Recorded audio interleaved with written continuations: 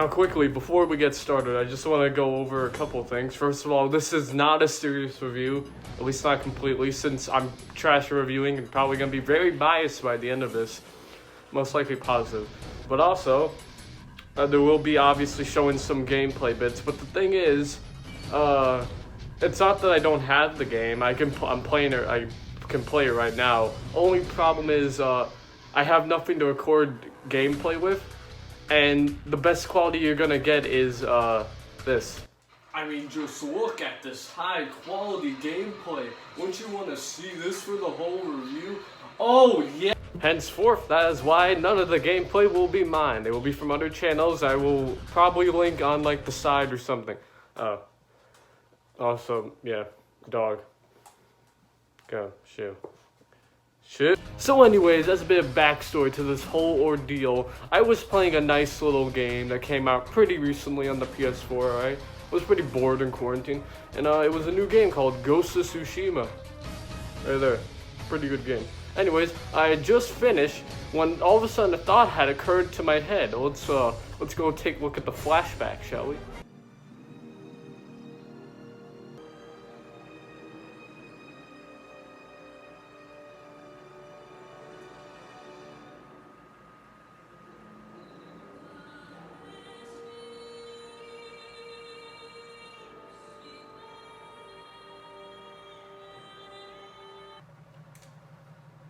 Alright, well, that's that. Yoink.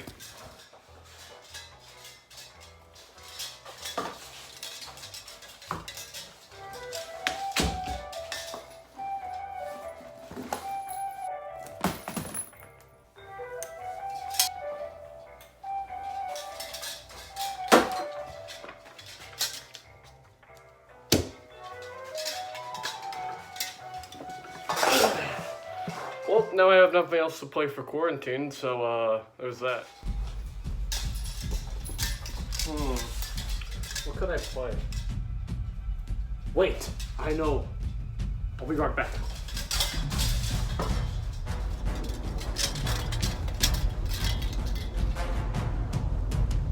Wait.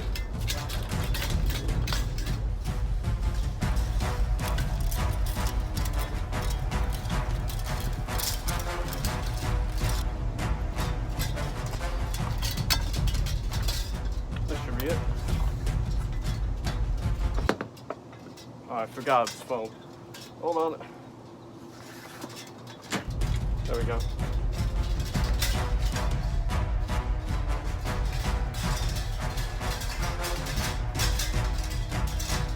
Thing's gotta be in here somewhere.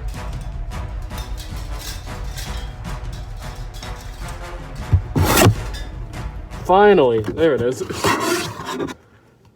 Well, let's go on with the review then, shall we? Come on. Okay, there we go.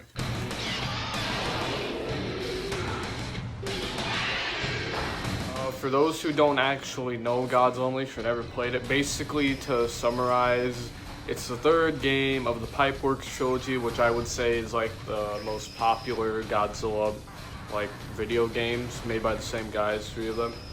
And it was the last third one. And it also seemed to be the one that didn't do as well, which could be why it stopped. I don't really know about that. But yeah, all you need to know, 3D fighting game, throw buildings at each other. Anyways, now on to the actual review. Now, speaking of this review, long ago, when I was way younger, I made this weird review back in school about the game as kind of, I think it was for a project or something. But anyways, when I did it, I looked back on it, and I'm just gonna take a look at what I said real quick to just, like, see if it holds up now. What I said for the game back then, the graphics are great. Well, no, not really. On the Wii, the graphics, I think, are good, especially for this kind of game. It looks pretty good. Only problem is that the graphics can look a bit dull, especially compared to, like, the older games. Like, the color scheme is a bit duller.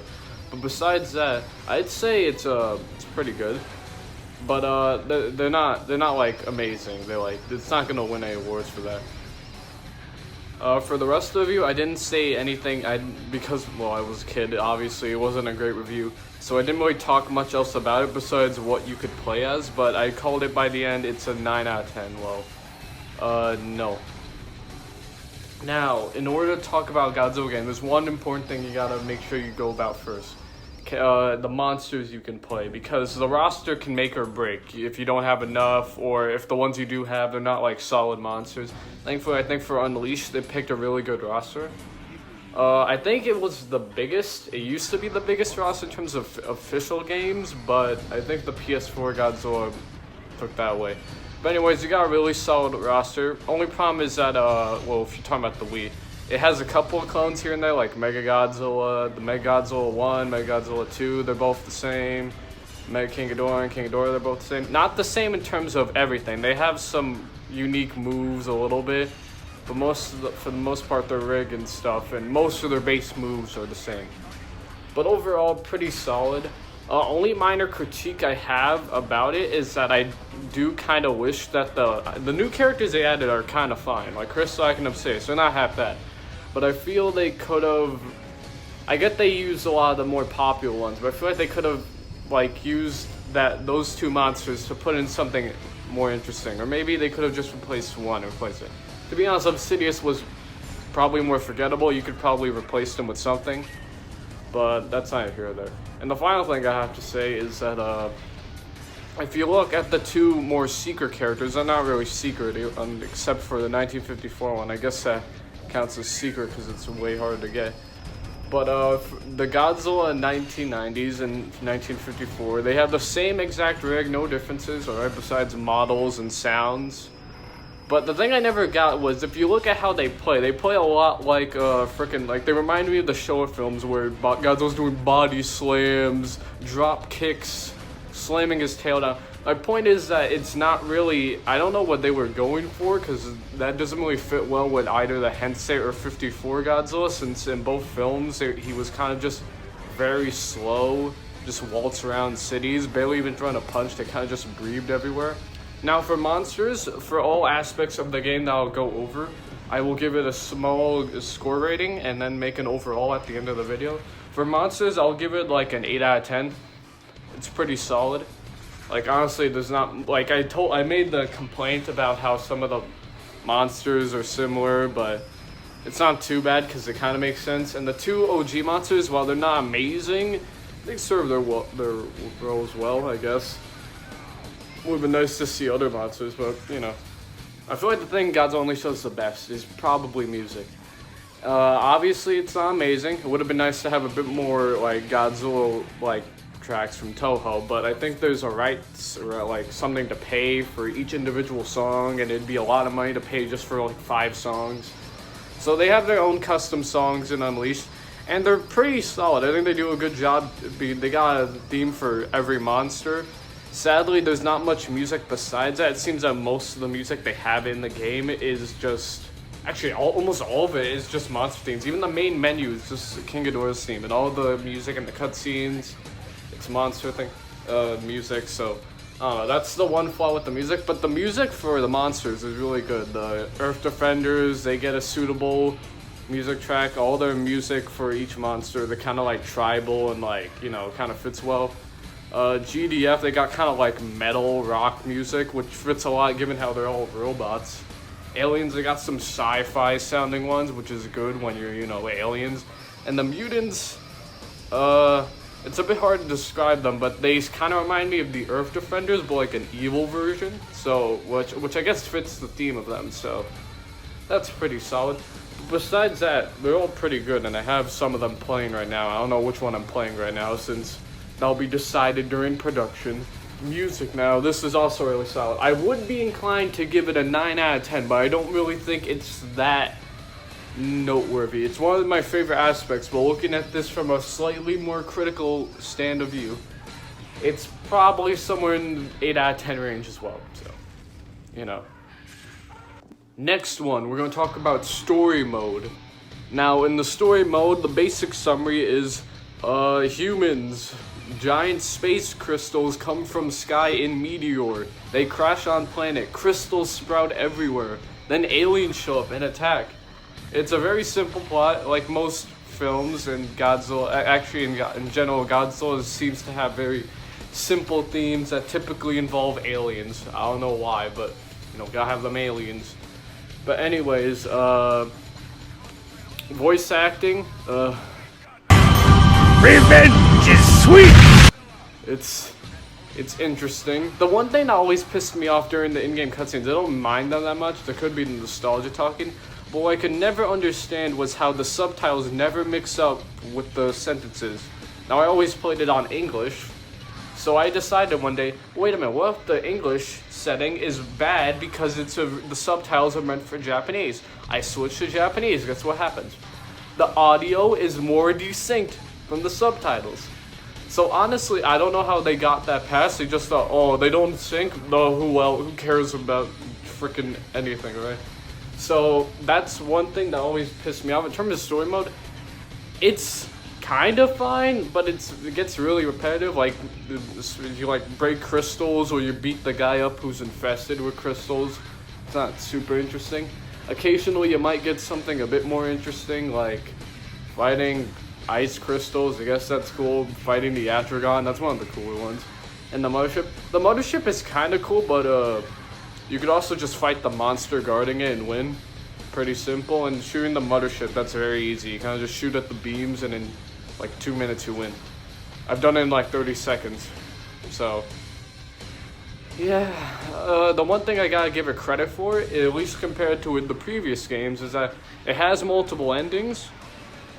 Although for some of the factions are a bit more linear. For the mutants, it's kind of boring, even though it's a bit more fun than your average playthrough, because you kind of are obligated to like fight every monster. You never break the crystals because you want them surges for yourself. But anyways, the mutants have only one ending. You get critical mass and you become the apex life form. But playing for the other factions are a bit more interesting because they got 2 possible endings.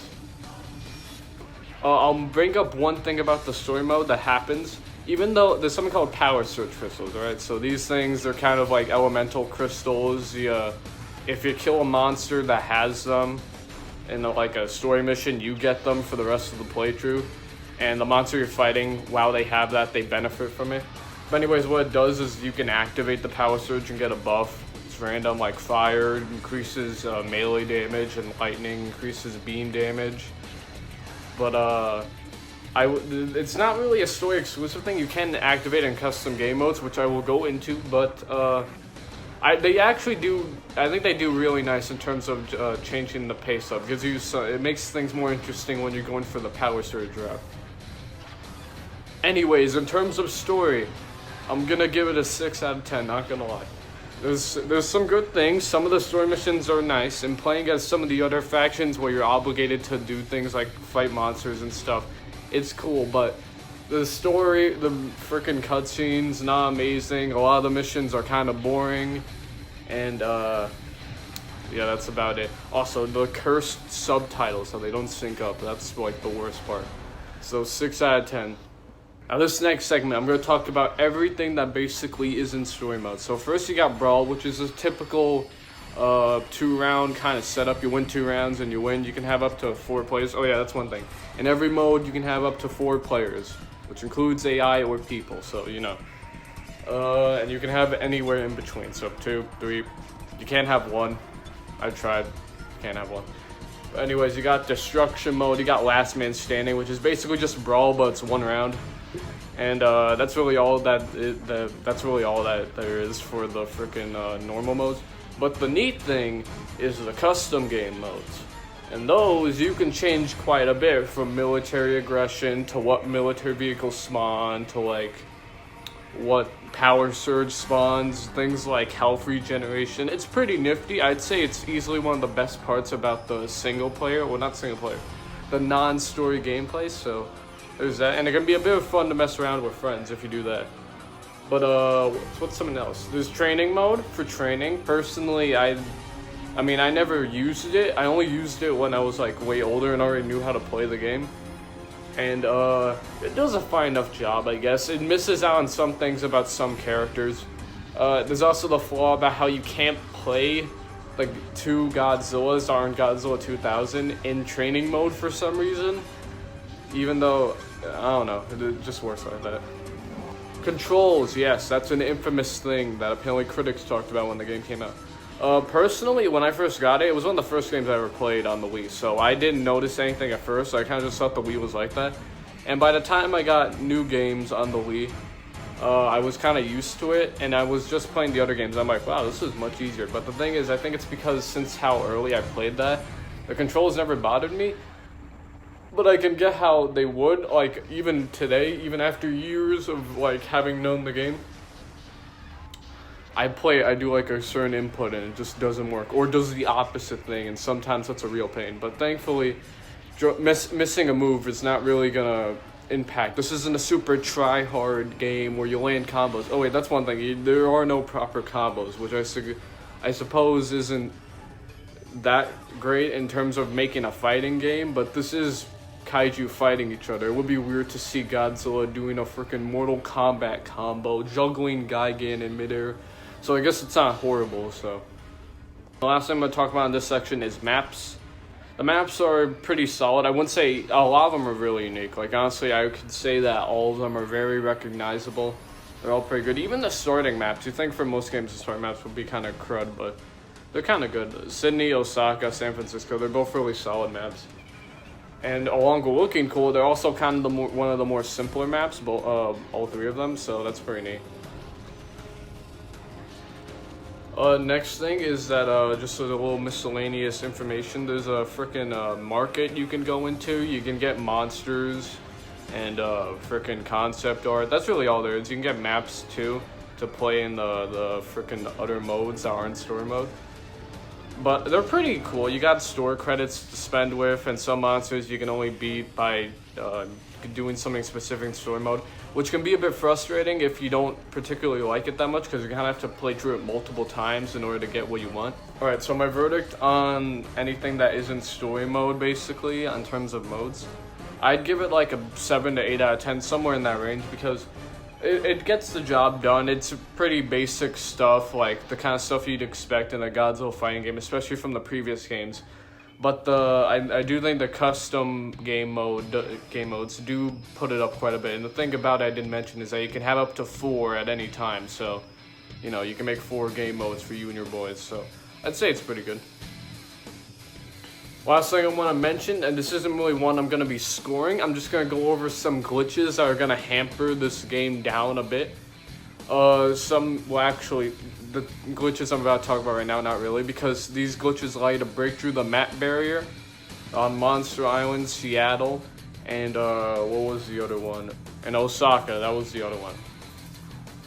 Now, those glitches aren't bad, because you're almost never going to accidentally find those. You're really only going to exploit that glitch if you try to break the barrier. And once you do that, it's pretty fun, especially in Seattle when you can go inside the volcano. It's a good time.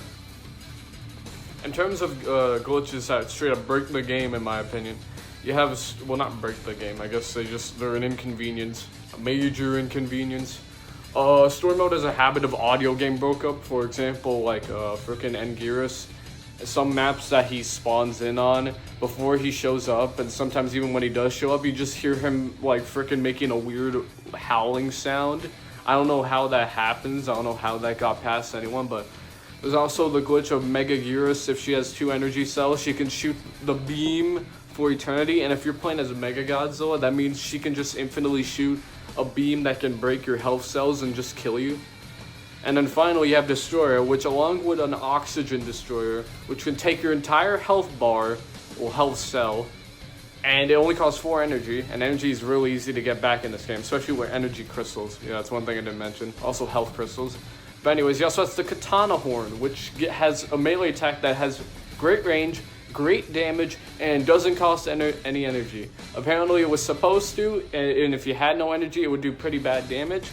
But it seems that they forgot about it, and now it just does full damage no matter what you do. So you can straight up just kill any monster in 30 seconds. So yeah, basically. In terms of that, there's no rating for that. Those are just glitches, but that is going to come down to my final verdict, which is going to be right now. Anyways, final verdict for Godzilla Unleashed, I will give it a 7 out of 10. It's probably biased. It probably deserves lower than that, given how much critics teared it apart. I've at least one that teared it apart. It was like mediocre. But it has its problems, obviously. It has problems in the story mode. It has glitches. It has some weird things here and there that kind of are not good. But besides that, I'd say it's a fun game for anyone who's a Godzilla fan, I must say. Now, if we're talking about the other ports, if we're talking about the PlayStation 2, I haven't played it, but no. Don't touch her. Just you get Save the Earth if you want to play on the PS2. I don't know why you'd ever get the PS2 port of Godzilla Unleashed. It takes everything that's good about Godzilla Unleashed on the Wii and makes it worse. Except now, you get to keep all the downsides. But anyways, that's about it for this video. There's my totally high quality review. I hope you guys enjoyed. If you like this stuff, let me know. And I will see you guys next time.